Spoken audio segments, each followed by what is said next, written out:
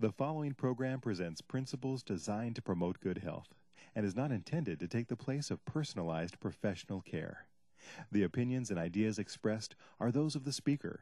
Viewers are encouraged to draw their own conclusions about the information presented.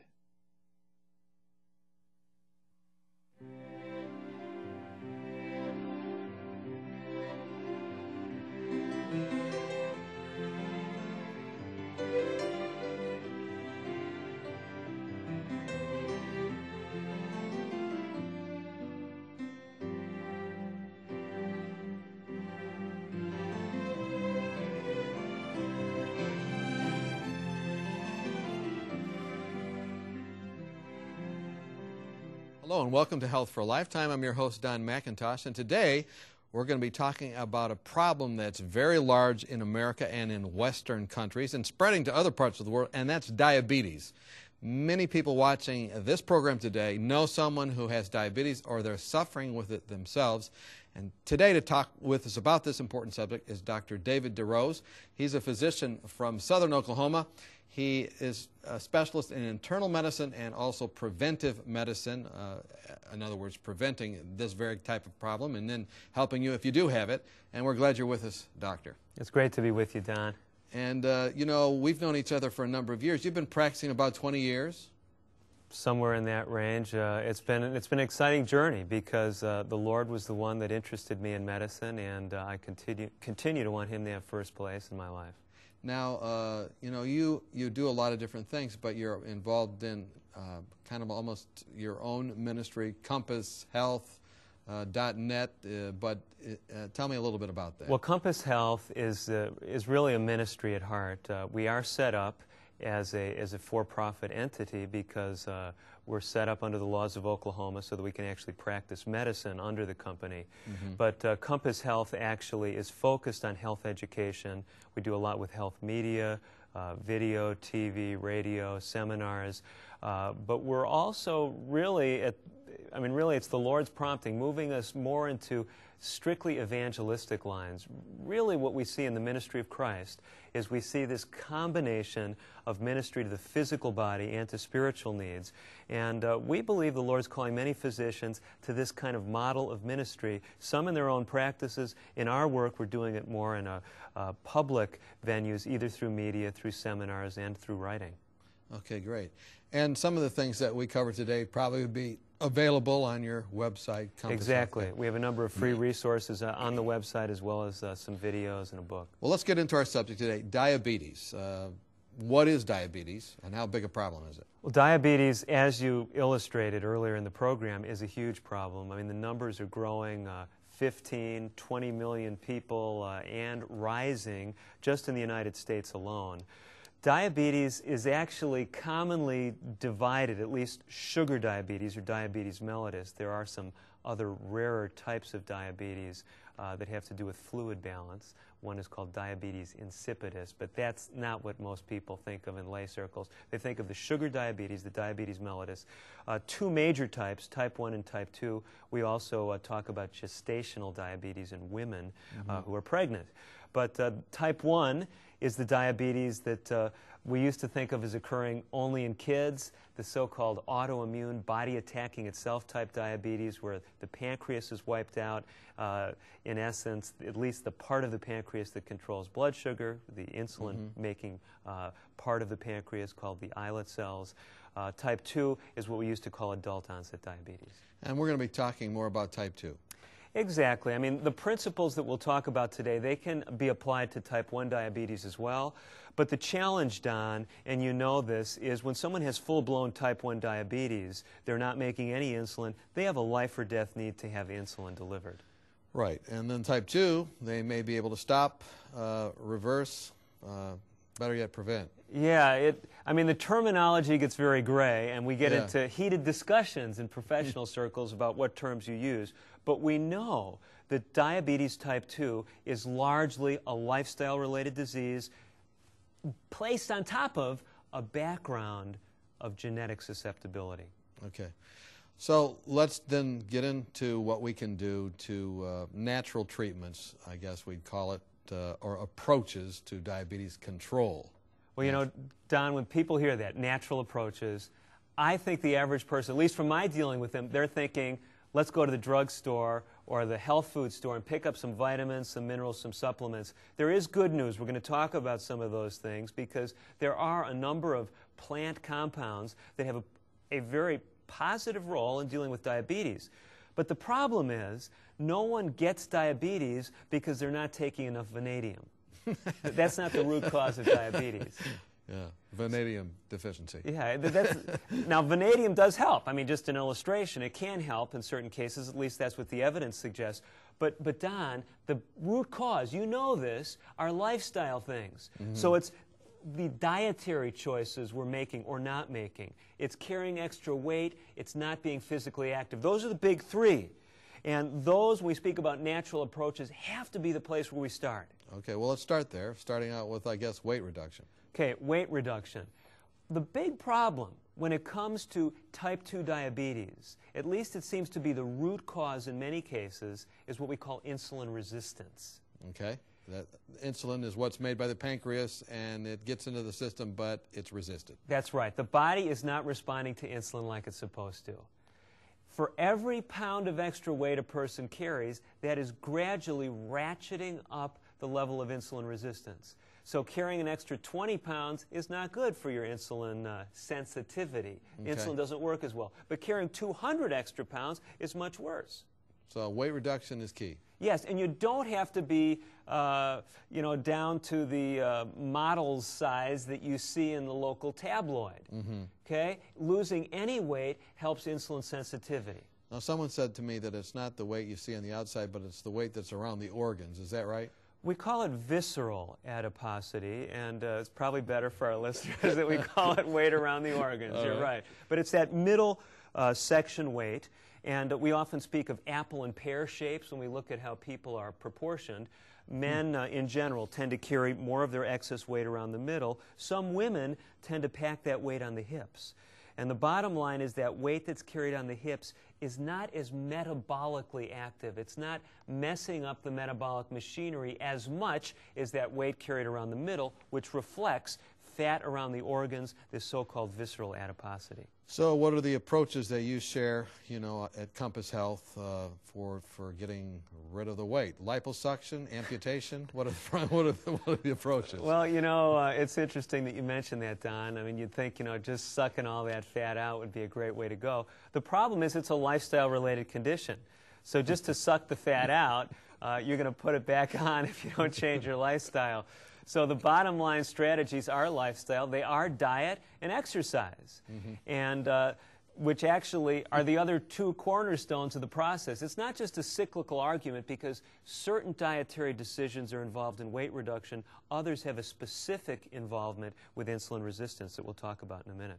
Okay, so weight reduction, you're suggesting not through some kind of simple chop it off or suck it out, you know, type thing, but through exercise and diet. Well, let's talk about each of those then. Exercise. Okay, exercise. Exercise will help a person as far as their blood sugar, their insulin sensitivity, regardless of whether they lose even a pound. Okay, so how does that work? Exercise actually has an insulin permissive effect. It acts like insulin to help move sugar from the bloodstream into the muscles. So it's very useful. It also helps to lower insulin resistance in and of itself. So when it does that, not only is it helping address the diabetes, but it helps to address a number of other conditions like cholesterol problems and high blood pressure. So even if you don't lose weight, even if you don't lose any weight at all by exercise, it helps the insulin be produced and it helps it get where it needs to go. Simply put, yes, it's an insulin-like lifestyle activity. We're being a bit simplistic here, but I think, you know, the message we want to give is exercise is, if you want to describe it this way, an insulin equivalent. Helps to move sugar out of the bloodstream. So what type of exercise? Walking? You know, maybe I should mention this because I always, you know, we're trying to reach this balance between making things understandable to a lay audience and not making it so simple that we give some gross distortions. There is something very important to mention here. If your blood sugar is very high, we're talking like 300 range typically or higher, the exercise that you do will actually have more of an effect in raising your blood sugar than in lowering it. Now, it may sound totally crazy in light of what I'm saying, but you need some insulin around in the body because exercise is designed to stimulate sugar release from the liver as well as blood sugar uptake, taking sugar out of the blood. And the reason for that is, Don, you and I right now, if we were to go out and play tennis, I'm not a tennis player, maybe you are. Well, let's play then. But we've only got enough sugar in our bloodstream to probably last us 10 or 15 minutes. And so what exercise does, the way the Lord's designed us, exercise stimulates both sugar release and sugar uptake. And that's what makes it go up in people over 300. That's right. You need some insulin around, though, to potentiate that. Exercise, the type 1 diabetic can't say, hey, no insulin, I'm just going to run a marathon. They'll probably drop dead with a blood sugar of 500 and fall into a coma somewhere at the side of the road. That's not funny. But no, it's not. It's not. Okay. All right. So then what type of exercise? Okay. What we recommend, actually, is that people who are inactive start with moderate exercise. What we've found in our research is you don't have to knock yourselves out in order to get the benefits of exercise. In fact, many people get better benefit from exercise if it is more moderate, if they listen to their body, if they don't overdo it. So what time of day should we exercise? Night? Well, daytime? You know, anytime? Anytime you exercise is going to give you benefits of exercise. There are some caveats, though. Many people, Don, if they do vigorous physical exercise late at night, it will have a stimulating effect. It will keep them awake. They won't be able to wind down easily. So that's something we want to be careful of. Other people can get away with exercise right before bed, even fairly vigorous, and have no problem. Exercise early in the morning is an excellent alternative to caffeine to get you going in the day. Caffeine tends to stimulate blood sugar release. It's a stress hormone releasing compound. So we often educate people with diabetes to try to stay away from the caffeine. Exercise can be an alternative. Okay, dietary fat. Dietary fat is actually the single most important factor when it comes to insulin resistance and diet. It's not sugar in the diet. Dietary fat has a very potent role in influencing insulin resistance. There are two bad fats, saturated fat and trans fats. Those are the two bad fats that worsen how insulin works in the body. So what do you mean? I mean, I usually hear, well, you ate a lot of sugar, that's why you're having a problem with diabetes, and you're saying, no, it's fat. Well, we're looking at two things, Don. We're looking at the background, the foundation for blood sugar problems. That's insulin resistance in the type 2 diabetic. Okay. So that person has to be very careful of their fat intake. They can sit down and they can eat a jar of lard. Their blood sugar will not go up after that meal if that's all they ate, because they were eating no carbohydrate. They were eating no sugar. So you say, wait a minute, now what's going on here? What's happening is that saturated fat, though, is, if you will, gumming up the works. It's making insulin resistance worse. So when they do eat sugar at the next meal, the blood sugar is going to go higher. Because it can't get in because the lard's stuck all over. Yeah, and I mean, this is we're being Pretty very simplistic. But this is the point. The saturated fat, the trans fats, those partially hydrogenated vegetable oils, they worsen insulin resistance, but it's deceptive. Because a person can eat all that kind of stuff and their sugar doesn't go up. When they eat the sugar, their blood sugar goes up. So they make this false connection that the sugar they're eating is the worst factor. I'm not endorsing eating lots of simple sugar, but they need to realize fat is often the underlying problem. So these big three, exercise and dietary fat and weight loss, those are the big three in terms of natural approaches to diabetes. That's right. Exercise, eat better, and of course, lose that weight. We're talking with Dr. David DeRose. He's a physician from southern Oklahoma, and his life is dedicated to ministry, to helping people overcome America's killer diseases, but also within the context of faith and belief. He has a website, compasshealth.net. A lot of the material he's covering is available there. When we come back, we're going to look at some more natural approaches in addressing this terrible disease of diabetes. We hope that you join us.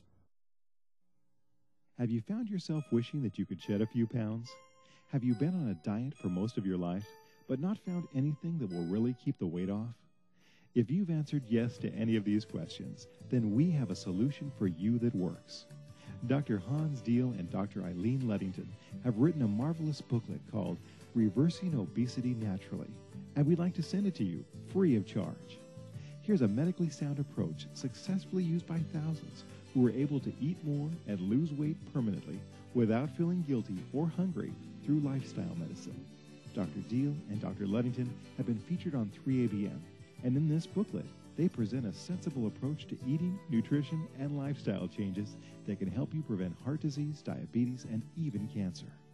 Call or write today for your free copy of Reversing Obesity Naturally, and you could be on your way to a healthier, happier you. It's absolutely free of charge, so call or write today. Welcome back. We've been talking with Dr. David DeRose. He's a physician from Oklahoma, and we're talking about diabetes. It's not the end of the world if you have type 2 diabetes. We're learning that there are some things you can do to improve it, and got to be careful about saying we can stop it or reverse it, but some people have used those terms. But there are some real approaches, and Doctor, you've been sharing those with us. We've learned, first of all, that exercise and weight loss and dietary fat are the big three when you're looking at diabetes, and you've described that to us. But are there other natural approaches to diabetes? There are. I mean, there are a number of botanical or plant-based strategies that can be used. And I'm glad that we spent time talking about the big three first, because I always discourage people from putting their trust in pill bottles. Right. That should not be the focus. But what I like to encourage them to do is, if they're going to use some of these botanical agents, they look for ones that actually facilitate, that help them make the lifestyle changes. In other words, what you're saying is there's a bunch of stuff out there that's helping the people that produce it, but not the people that take it. Well, I wouldn't be that harsh. You're exactly right, because let me tell you, the ethnobotanists, you know, the experts in plant medicine, they tell us there are probably some 800 plants that we know about that actually have blood sugar lowering effects. Okay. So, you know, many companies are grabbing, 5, 10 of these things, putting them into pills, and I've seen patients taking things like this. It was lowering their blood sugar. Okay. But if they're living their normal lifestyle, they're eating the same bad foods, they're continuing to gain weight each year, they're not exercising, is it really helping them? It's kind of like putting wheat germ on top of your coffee. There you go. Okay. Probably not the best approach. Okay. Is that what you're saying? This is where we're going. Some of these botanical agents can actually help you. Let me give you an example. Okay. Soluble fiber. Soluble fiber. Okay, God has loaded plant products with these helpful fibers. But you can take additional soluble fiber. One of my favorites is guar gum. Now, it's not my favorite because it tastes so delicious, Don. It's not like it's not like a chewing gum. What is it? No. Guar gum is a natural plant fiber. Gums are a type of fiber. I know it doesn't sound particularly palatable, but many of the viewers have probably tasted artificial whipped cream, maybe a Cool Whip or something like that. Okay. Well, the thickening agent in that is guar gum. So go out and get your whipped cream. But preferably, there are other ways to take your guar gum that can avoid some of the problems with some of these products that use guar gum. Okay, so guar gum, what does it do? Guar gum actually has both blood sugar stabilizing properties as well as cholesterol lowering properties. Not as good as guar gum, but still on the list is psyllium seed husk. Many people have seen Metamucil in the store. They may have used it as a laxative, but actually these fibers are not true laxatives in the sense that many people think of them. They actually are stool regulators. If you tend to be constipated, they'll make the stool looser. If you're having diarrhea, something like guar gum or psyllium seed husk will actually make the stool more solid because it draws water to itself. But these compounds lower cholesterol, and they also stabilize blood sugar. Let me tell you another bit of good news about it. Cholecystokinin. You think many of our viewers can relate to that? I don't think so using that term, so explain what it means. Okay, cholecystokinin is a hormone messenger in the body. It has to do with digestive processes. We learned about it first. I'm saying we, speaking, personifying, yes, the scientific community, realizing it had a role in gallbladder emptying with a fatty meal. We've learned since those early days that CCK, or cholecystokinin, also is a powerful satiety messenger. It makes us feel full? That's right. When there's more CCK in the body, it tells you that you're full, you're satisfied, I don't need to eat. CCK, I don't need to eat today. That's right. You got it. Wonderful. That's very good, Don. Okay. So CCK levels are prolonged when you use more of these soluble fibers. Are those naturally occurring in foods? Yes, they are, like what? guar gum, psyllium seed husk. Yeah, please pass the guar gum. I just never Oat said bran it. is Oat bran? one. Okay. Pectin in apples and pears. Okay. Okay, so these are other soluble fibers, but you can add extra. And why I'm illustrating this is a botanical thing. It helps to lower or stabilize blood sugar after a meal. This is where it's useful. If you have the guar gum or psyllium seed husk in conjunction with a meal, it tends to stabilize the blood sugar. The blood sugar does not rise as high after the meal. Okay. But it also has this added benefit of helping you feel more full and not giving you any calories. So it's not only treating the blood sugar, it's treating one of the root causes, which in many people is overeating and excess weight. So they feel full. I mean, yeah, lots of people will move to a plant-based diet and they'll say, I just don't feel full on that. This is the answer, or one of the answers. This can help, definitely. Okay, anything else? Let me tell you about another one that illustrates this, and that's Gymnema sylvestre. What is that again? Gymnema sylvestre. Gymnema sylvestre. Yeah. So if you can't say it, you can't buy it. So what does it do? GYM, just like the gymnasium. If you remember that, you walk into the, wherever you like to find supplements, and you say, is there some kind of thing for diabetes? It sounds like the gymnasium. They'll say, Gymnema, you mean? Okay. Yes, Gymnema. Well, Gymnema, again, my role is not to push these supplements, but I'm trying to help people make more educated choices. Look at the best ones, maybe some things that are really helpful. Look at things that, in addition to having blood sugar-lowering properties, may help them with those root causes. Right. So what Gymnema does in some of the research, one of the compounds in Gymnema, one of the natural occurring chemicals that God has placed in Gymnema, actually suppresses sweet cravings. Oh, that's helpful. Yeah, so you're taking this Gymnema to lower your blood sugar, but at the same time, your desire for those sweets seems to decrease. Don't like that aren't looking for the chocolate in the middle of the night. Hopefully. Okay, Gymnema. Anything else then? Well, we've given you these two examples. Let me tell you another one that's on a little bit different perspective, and that's niacinamide. Niacin, we call it for short. Well, don't call it niacin for short. Because it's not the same. It's not the same. I appreciate you making this point because it's critically important. Niacin actually worsens insulin resistance. So you don't want to take that? You don't want to take that unless it's being prescribed for high blood fats, and then the doctor is working with you, negotiating some trade-off between maybe some blood sugar elevation but lowering of triglycerides and cholesterol. So this is then called niacinamide. Niacinamide, also known as nicotinamide. That doesn't sound so healthy. No, it doesn't. It sounds a lot like nicotine, doesn't it? But it's not the same. It's not the same. Niacinamide and nicotinamide, it's a B vitamin-related compound that actually does a number of interesting things. We use it, at least in the research it's been used, and I've used it in my patients, because there's evidence that if you have type 1 diabetes, if it's picked up early, using niacinamide may actually help spare islet cell function. It may prevent that autoimmune eating of yourself. Yes, basically. at least slow down the rapidity at which the process is occurring. So niacinamide can help someone with type 1 diabetes. It also seems, at least in some of the preliminary research literature, to have a beneficial effect in type 2 diabetes. So this would be another way of looking at something that's actually addressing the insulin resistance. It's an isolated compound where we'd expect to be better quality control than just using a botanical whole supplement, although there are some compelling reasons why we may want to use some of those things like Gymnema that we illustrated. So this would be a good thing to take if, or explain again why I should take that. Well, what I like to do is I like to look at these botanical things as adjuncts, things that are assisting the body in the process of dealing with this insulin resistance problem, trying to maximize insulin production at the pancreas level, which is the other part of the problem, and also lower that insulin resistance. We're looking at things that can help us as far as trimming down, exercising, keeping our motivation, and I'm just giving you some of these examples. The niacinamide may be a little bit more on the other extreme, but it has particular relevance in the type 1 population, and I think that's why it's worth noting. So niacinamide, Gymnema, and guar. Anything else? Got a lot of G's in there, don't we? Yes, we do. Yeah. Why don't we add another G? Ginseng. Ginseng. Okay. Ginseng is one of those things that's supposed to be good for everything. And you know where that comes from, by the way? Where? Have you ever seen a ginseng root? I have. Yeah, and it kind of looks like a human. kind of has, have you ever noticed it? It's all these arms and legs and a head. And so, you know, people used to believe in what they call the doctrine of signatures. And that meant if you looked at a plant or a plant compound, if it looked like your liver, it was good for the liver. Well, what do you think they thought when they saw something that looked like a whole person's body? Very good for you. It's very good for everything.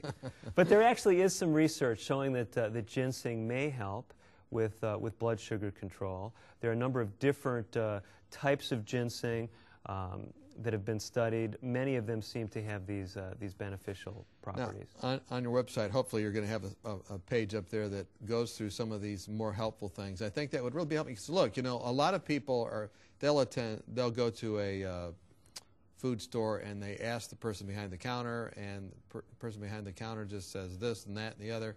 But I think people are looking at alternative things, but they really, this is going to be very helpful. They want some direction. Yeah, so if you go to the website, compasshealth.net, yeah, we'll have that material there, and you can just access that. Okay, anything else besides the ginseng, the guar, the niacinamide, and the gennema? I want to make sure, Don, that we don't lose the forest for the trees, right? In other words, the big three. Don't That's forget right. those. Weight loss, dietary fat, exercise. That's right. And try to look at some of these natural things as how they help to facilitate those other processes. And the way some of them do is they decrease your reliance on other drugs, whether it's insulin or some of the older conventional agents that tend to put on weight.